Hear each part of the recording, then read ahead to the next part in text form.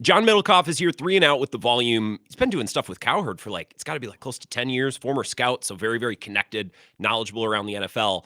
We're going to talk Parsons, but I remember you talking about the Packers and liking the Packers' chances in the North and in the NFC before they got Parsons. So can you give us a little bit of that so we have a baseline before we talk about the trade?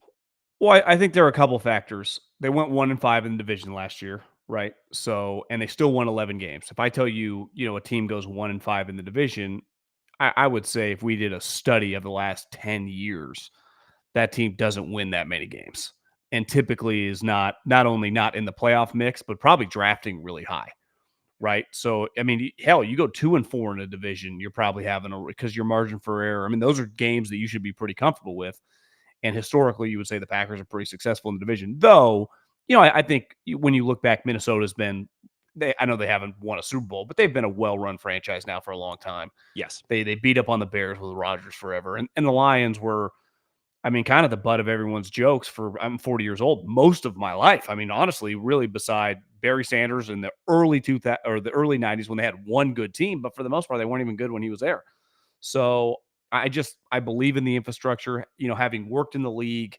And even before that, when I was at Fresno State, seeing the Packers guys come in, they just have, they're a unique organization that basically, the Gudikins ties to Ted Thompson, to his ties to Ron Wolf, they're all under kind of the same umbrella. It's got a little bit, with the non-owner feel of the Ravens. Like DaCosta has been there forever. He was there, with Ozzie, who's really still around. And so they speak the same language. And that's something that, while coaches might come in and out, they're kind of one of the rare organizations that the GM has always, for the most part, had a lot of juice. Now, maybe, the 90s was a little different time with Holmgren, but Ron Wolf, as Holmgren became a star, and Ted obviously made one of the most important moves probably in the history of the NFL, right, with Aaron. So I just believe in their infrastructure and their guys. Whoever they, even if they hadn't have hired Gudikins and they had gone with like Elliott Wolf or, whoever, they just have really, really good guys. And I think Gudikins, the way that he's built this team, because they're not maybe as sexy as they were peak Rodgers and McCarthy, right? With some names like Clay Matthews and Jordy Nelson and stuff like that. I think they're pretty good. And I just trust the organization. Now, their quarterback also got hurt week 1, and he just could never really get a rhythm, basically the way he had played down the stretch of the previous season, that you're like, does that kind of look like Aaron Rodgers? I mean, does that? And Yeah. then it was just a little weird, even though it was kind of a big moment right after that for Matt, right? He wins a couple games with Malik Willis. You're like, damn, that's a defining moment in the young coach's career. I was like, I didn't think Malik Willis was an NFL player. So I just think when you factor in the big picture, like if you just assume the quarterback be a little bit healthier, defensively, they clearly got better, right? I remember when I was with the Eagles, the Rodgers team beat us that was the year they won the Super Bowl. But remember, they had a bunch of injuries that year, and then their defense always let them down. Then when I got out of the NFL and went to work in radio, I'm from Northern California, watching some of those Harbaugh teams. I mean, it was kind of a joke. If they just would have had a decent defense, they always had a Super Bowl winning offense. So now if you get Halfley that knows what he's doing, and obviously before the Micah trade, but you would have just, I thought they were 12 to 14 win team coming into the season. Well, on the infrastructure of the organization, because I wanted to ask you about this too before we get to Micah. You mentioned on 3 and Out, maybe it was yesterday or the day before, um, to people who were saying that Goody made a move like this to save his job with the new boss or Ed Policy, who's now taking over for Mark Murphy, like he played a big role in this. You had a little bit of a rant, not to treat you like a jukebox, but I'd love for my audience to hear this about the way that the Packers are run. Like it's by football guys, and you've worked in multiple organizations around the league. So talk to that, because not all these teams are run the same, and they certainly don't make moves in the same way. So talk about that. Well, I would say any organization that was going to do something to the magnitude of trading first round picks and then giving the more important thing than the picks is the money being signed for a contract, right? So you're going to give, and a player of Micah's caliber, I always expect, we talk a lot about guaranteed money, and I think that matters for a lot of players because at any moment, like they could just get cut. Guys like Micah Parsons, look around the star players in the NFL. They play out their contracts. We talk a lot about with quarterbacks. Name me a quarterback the last time beside like Russell Wilson. He still ended up getting a majority of that money. You get so much of your contract as long as you don't have a catastrophic injury. And while you get hurt in the NFL, they don't happen as often as you think. So when they give $188 million, there's not an owner to ask. Any of the other organizations, the owner would have been heavily involved. even if he is letting the football people, I don't know if you saw the clip that kind of went viral of Mark Davis. And I've always said this about the Raiders. Mark Davis actually pretty good owner to work for because he lets the GM and coach do whatever they want. And he said, listen, I wanted Tom Brady in 2020, but Gruden and Mayock didn't. So he didn't say this, but he's essentially saying like it was their choice, not mine. Yeah. And I think the Packers, that guy doesn't even exist, right? I mean, the closest thing is that president role. And Ed, I grew up in 49er land and a diehard Niner fan as a kid. So Carmen Policy, I mean, that was a very, very famous name just in my world as a kid. Eddie DeBartolo, Carmen Policy. And reading the article about on The Athletic, maybe within the last month about Ed, he had some comments that you realize like these guys, there is a little pressure on these guys. He didn't hire them, though. I think it's like, you're going to do better than these two guys. But even Goody, I think, said at the press conference, right? Like, I'm not asking him about practice squad guys, right? Or going to him, but I mean, a magnitude, like everyone's somewhat involved in a situation like this. But the pack from Ron Wolf to Ted Thompson to obviously Gudikins, is Murphy telling him to trade Aaron Rodgers?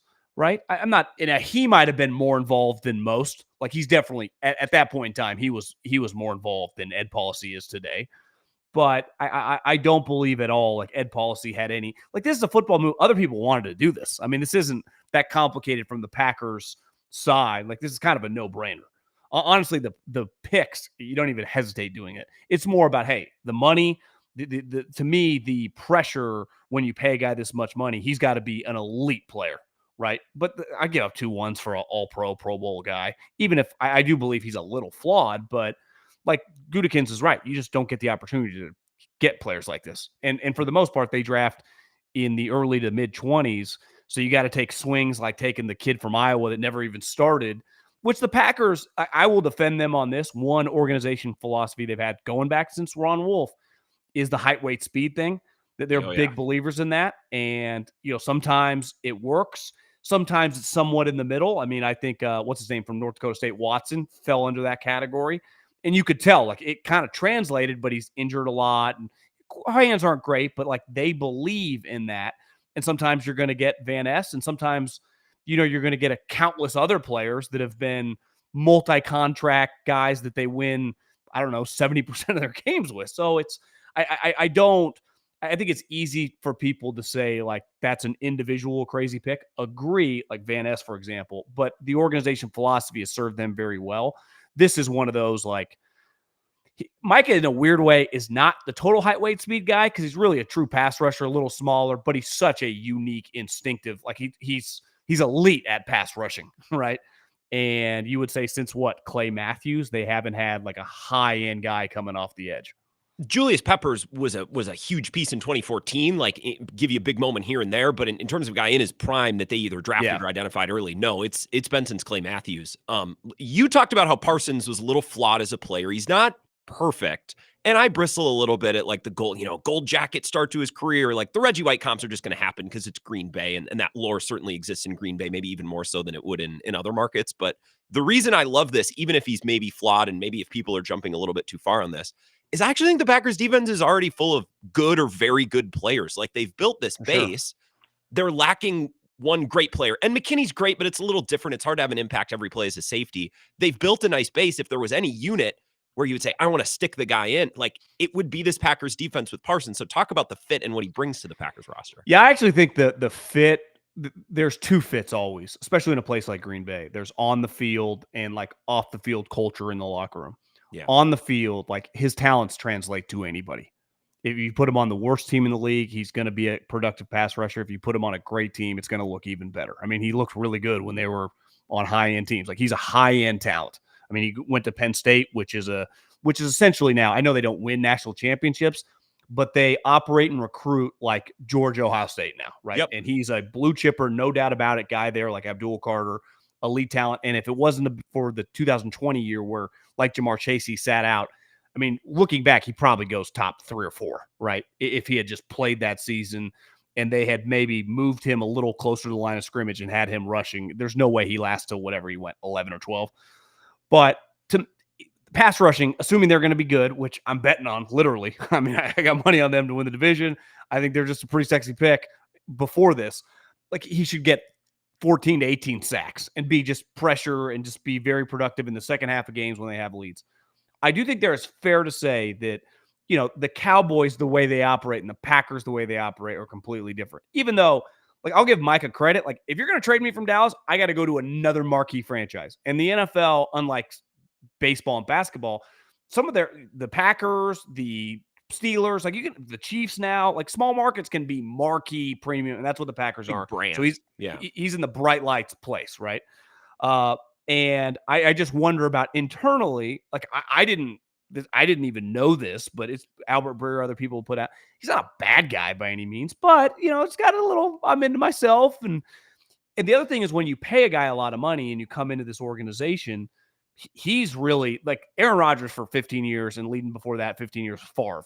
Who's the guy that you would put on the billboard right now? It'd be Micah Parsons. Like if they're who's their first game again? Oh, the Lions, right? Yeah. You would say like let's just say it's Jared Goff and Micah Parsons like that. If we're doing the Sunday Night Football, that's it. So you get this guy with. While they don't have quote unquote marquee and like superstar Rodgers, Favre, Reggie White, Charles Woodson level players on this roster, these guys have been winning, right? These guys have like we've been winning. You haven't. We played you a couple years ago, kicked your butt, right? And historically, this organization the last decade, right, has knocked them out 3 times when the Cowboys have had really good teams. So it's like they've done the reverse to the Cowboys of what the Niners did to the Packers in the playoffs. So it's like this weird, kind of connection going back to my youth, which was kind of the opposite. But because the Packers then owned the Niners and the Cowboys beat the Packers, I can't quite remember, but it was definitely the opposite. But my point is that I do think LaFleur's established enough now, and they've shown they could handle when the Rodgers thing got a little weird, so that they've proven that. But this is a little bit different. I know it's easy to kind of kick Rodgers now. Rodgers, I mean, maybe big ego or whatever, but it sure seems like every guy that played with him liked him that I've ever heard talk. So, and he was so good. He was a quarterback. This guy comes in on defense. They're just going to be games. It's like a baseball player where you just go 0 for 4. Like he could have 15 sacks and have a month where he just doesn't have sacks or whatever. So it's a unique challenge. I am not worried about on the field. But immediately I went to YouTube and I just typed in Reggie White highlights. And the thing that came up with his highlights was the NFL. And I think it was when Belichick did like the rankings of players. He's ranked as the 7th best player of all time. Yeah. I mean, there's not a soul alive in their prime at the same age that would take Micah Parsons over Reggie White. So it's unfair to Micah Parsons. It's like comparing, we're talking like LT, highest level, but relative to the league, yeah, he's one of the best pass rushers in the NFL. But I do think the run element, when you factor in, we know the Lions are going to want to run it, right? A lot. The whole NFC basically is going to want to run it. You've talked about that. The NFC is a very run-heavy team. Luckily, Kevin O'Connell's kind of addicted to the pass, but with a young quarterback, he might need to run it. And they get Jordan Mason. Their offensive line's better. And Ben Johnson's proven like he's going to want to run it. They've improved that offensive line. Easiest way to be easy. So I would imagine the game plan. You don't run away from Micah Parsons because he can chase you. That's his attribute. Ideally, like people are like, well, you can't run away from the great players either. Well, you definitely cannot run at Lawrence Taylor or Reggie White or whoever the great outside guy is. JJ Watt. Like you run away from that guy, and man, if they catch me, they catch me. You go, I'm running at Micah because that's really. I'm not saying he's some scrub, but it's just not his strength. And when you're paying a guy $188 million, like everything's going to be under a microscope now. You can say it wasn't with the Cowboys. Nothing like now once you factor in that money, changes everything. Well, and Dak and Jerry, to a lesser degree, probably take some of the spotlight in Dallas and the pressure away from Mike. If they lose games, Mike is probably not at the top of the list for reasons why, at least on, talk radio and podcasts. It's probably not target number 1. John Middlekauff is here, 3 and out, just a couple more minutes. It's funny, locally, when we talk with callers on our shows, there's a lot more skepticism than I hear from folks like you, especially on LaFleur. And it's not a lot of questions of whether or not he's good. I think we all agree that he's good. It's whether or not he can coach a team to multiple playoff wins in a row and win a Super Bowl.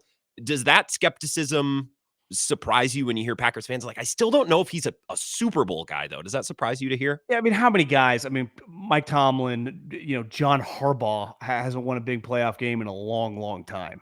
That's right. So I think once like Kyle Shanahan, who had some of the biggest wins of his career have come against you guys. I mean, that's the biggest knock on him. It's like Andy Reid was like this guy that couldn't get it done until he basically became the offensive version of Belichick. So it's like I would have said that in my younger days. I think the longer you watch, you go, he's pretty darn good. And this is, listen, I see it in Niner territory. Like Kyle Shanahan, who are you going to hire? Like, Yeah. I mean, what are you going to do? Brian Schottenheimer? What are we talking about here?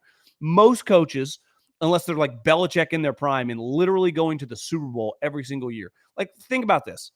Would anyone that's a season ticket holder in Green Bay or a diehard Packer fan, your fan base is massive, trade LaFleur straight up for Nick Sirianni, who just won the Super Bowl? No. Of course not, because the guy can't even call plays. So, Yeah, like, right.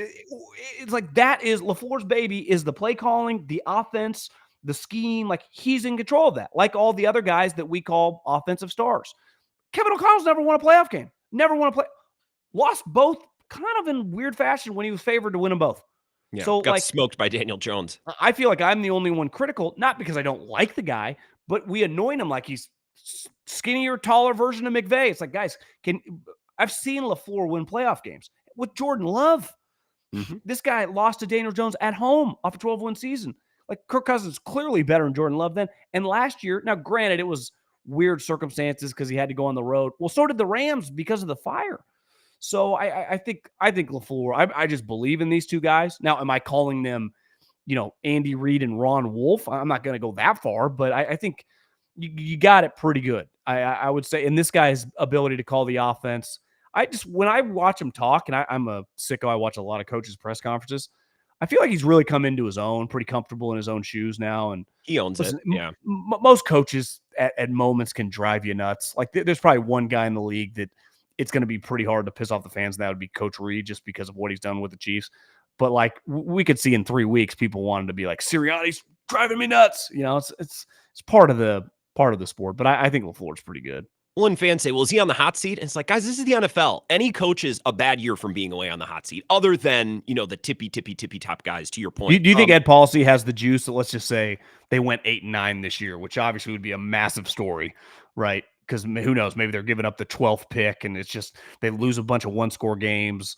Like, are those guys getting fired? Are they not getting an extension? Would they just bring back on a 1-year deal? Like, how does that? Because there is that kind of elephant in the room. Like, but is Ed Policy really going to risk getting rid of those two guys that have a pretty long track record? They have this year and one more. And the story was Ed Policy saying, well, I'm not going to extend him now. So basically saying, we're going to play out this year, and then it's either done or you get extended, because he also said we won't do a lame duck year.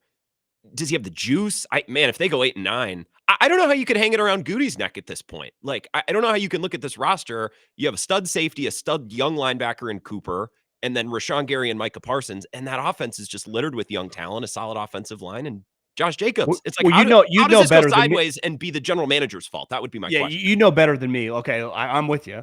But would Goody want to, like, what if he's like, I still believe in LaFleur, I don't want to get rid of him? That's where it's like, and who knows? I don't know their relationship. And even if you have a good relationship, we've seen losing can really test people in the sport. Yeah, and Goody still runs the show. He calls the shots. Like, Matt LaFleur was pissed, I think, because he got rid of his third-string quarterback, and LaFleur's like, now I got to meet another guy. Like, that hierarchy in Green Bay still very much exists, so that's a good way of thinking about it. 90 seconds, you're really good with college football. 10,000-foot view on Luke Fickell and this place that Wisconsin's kind of found themselves stuck.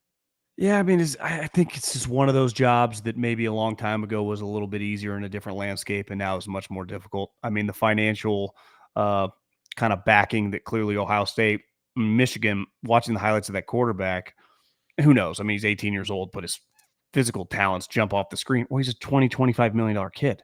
I mean, that's what it costs. That's unbelievable. The LSU, who might win the national championship this year, not only wanted him, had him committed, and Michigan went, we'll just pay you more. And I would say Penn State clearly is running. So it's just like they've separated. Then you add Oregon and their money. USC has unlimited cash. They are not going to be as bad as they've been. I think it's really, really difficult unless you have multiple boosters with literally unlimited money, because the amount of money you got to spend right now, it doesn't even always pencil. So is Fickell as bad? Like a couple years ago, everyone thought the guy was a genius when he's winning these games in Cincinnati.